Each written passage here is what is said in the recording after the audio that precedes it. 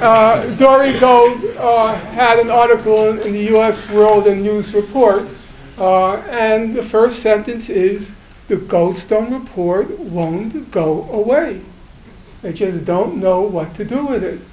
And the Goldstone report was pretty devastating. A disproportionate attack to punish, humiliate, and terrorize a civilian population. And that won't go away. For Israel, incidentally, it's a disaster on two fronts. Number one, because Goldstone called for universal jurisdiction, which means Israeli officials have trouble traveling abroad now. But that was not their biggest concern. Their biggest concern, as they said over and over again, is they can't attack anymore. No, you shouldn't fool yourselves about that. A lot of people say, oh, Israel doesn't care about public opinion. Public opinion is not important. No, public opinion is very important. And that's why Israel invests so much in trying to control public opinion. And they know, and they say, public opinion is now at such a threshold that they can't launch another attack, which is actually one of the greatest ironies of the Gaza attack. They launched it to restore their deterrence capacity, but at the end of the day, they lost their deterrence capacity. They can't attack. And that's a very big consequence in Israel, which they can't shake. And it's the main reason they're trying to neutralize that report, to restore their ability to attack. As for the third question, not because I'm scared or anything, and not because I think Professor Kennedy is censoring me. No, I don't feel that. But I feel like there are sort of like personal scores to settle, and then there are serious moral political issues. There are many people here from the Arab world. There are many Muslims here. There are many Arabs here, and it's a matter of, if I can use the expression, it's a matter of respecting the dead. Many people died. Many people were killed. Many innocents were incinerated and evaporated. And we should respect the solemnity of those deaths and just stick to the announced agenda. So I said you could be next. So law is the absolute solution. And yet when the parents of Rachel Corrie went to federal district court asking for justice, it was dismissed, and people in this room probably know the brief and the proceedings better than I. It was dismissed with a quote like, "This court doesn't make foreign policy." Look, Rachel Corrie's parents have been tremendous. I've met them both. The father's a wonderful guy. Cindy Corrie is kind of a saint. She managed to transform grief into something that's energized her. You'd be surprised, when I first met them, I thought Cindy and, what's her husband's name? Craig. I figured they were hippies in the 60s, No, Craig was, he fought in Vietnam. They were actually quite conservative. There's nothing wrong with hippies. No, there's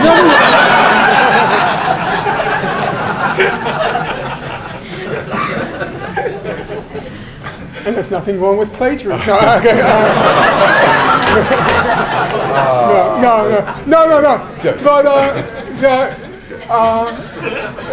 And I know that won't stop them, that defeat in the courtroom. And as they said all along, what they were doing was not just for their daughter, but for all the others who just perish and disappear from the face of the earth and get no justice and no accountability. I don't consider those defeats so significant. Yeah. George from Revolution Newspaper. I want to get back to Professor Kennedy's quote about the workings of Western imperialism, and this is an example of trying to beat the resistance out of the people. I don't think there's enough discussion of what America's position is in this.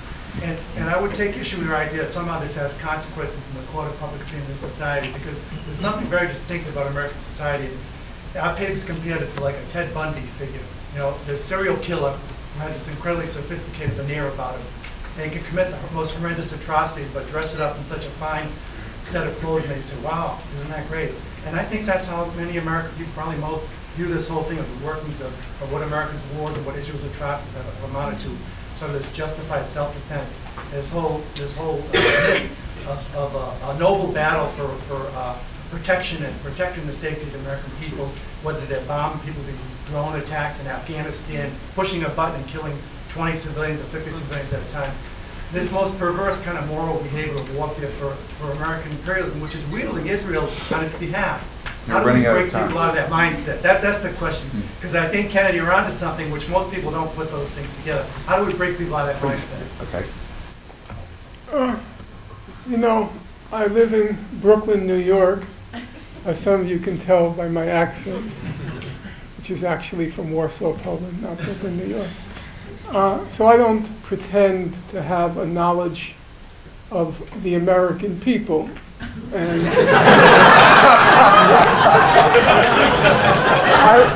I think that came out wrong.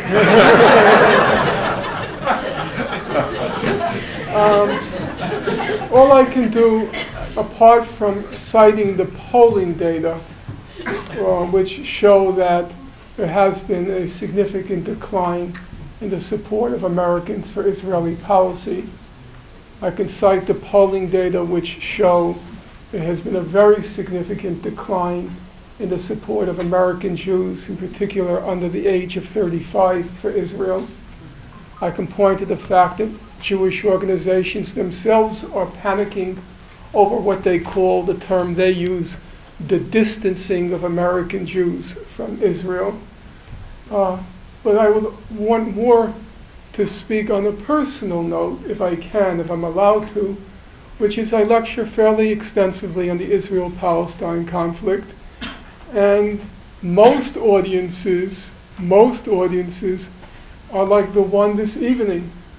Everybody predicts or anticipates there's going to be hysteria and screaming and yelling.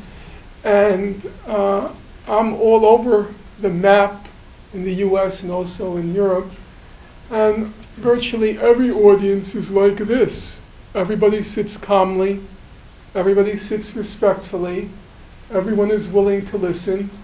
I think people have become more rational and receptive to hearing the factual record without histrionics, the factual record, and recognizing that something has gone seriously awry with Israel. You may want to call it a rogue state. Some are now calling it, or have been calling it, but more mainstream people are calling it a rogue state, but something has gone seriously awry. And then our challenge is, in my opinion, to try to reach the people who now recognize that something has gone seriously awry.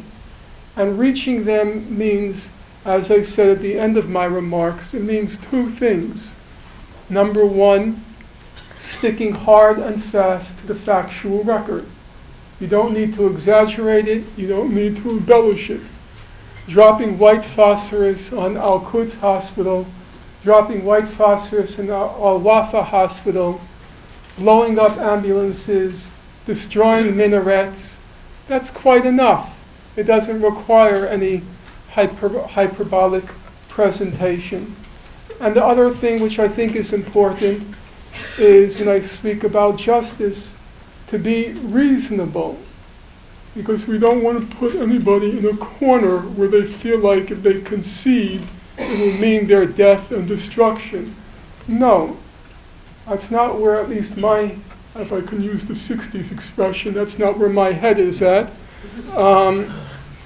Professor Edward Said, at the end of his life, he liked to quote the Caribbean poet Aimé Césaire, the line, "There's room for everyone at the rendezvous of victory." And that's the message we have to transmit. If you're reasonable, if you're just, if you allow for a settlement where all sides can live in dignity, lead peaceful, productive, and proud lives, all sides, then there's room for everyone at the rendezvous of victory. We want a reasonable, a just settlement on the basis of universally accepted, uncontroversial principles of law. And then let's move on. I started on this leg in my life's journey in 1982. It's now 30 years have elapsed, and I would like to see the conflict come to an end. But it has to come to an end on terms which allow the Palestinian people their human dignity. And that's what the United States and Israel are denying them. If you allow them that human dignity, in my opinion, based on experience and reading through the record, they're perfectly willing and will be happy to sign an agreement that puts an end to the conflict. But if you deny them that minimum human dignity, it won't come to an end. Thank you very much. Thank you.